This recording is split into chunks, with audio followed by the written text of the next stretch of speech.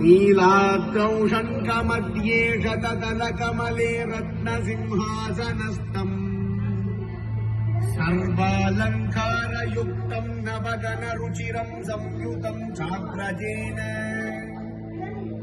भद्रायावामपार्श्वे रथचरणयुतम् ब्रह्मरुद्रेन्द्रवन्द्यम् वेदानाम् सारम् ईशम् स्वजनपरिवृतम् ब्रह्मदारो स्मरामि।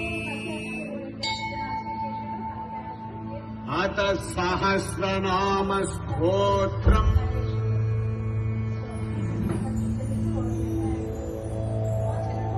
श्रीभगवानुवाच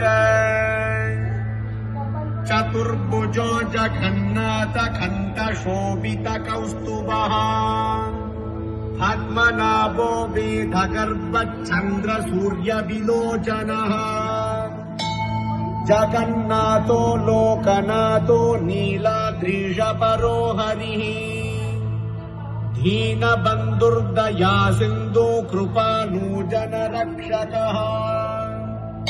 खम्बुपाणि चक्रपाणि पद्मनाभो नरोत्तमः जगताम् पालको व्यापी सर्वव्यापी सुरेश्वरः लोकराजो देवराजः शक्रो भूपश्च भूपतिः नीलाद्रिपतिनाथश्च अनन्तपुरुषोत्तमः।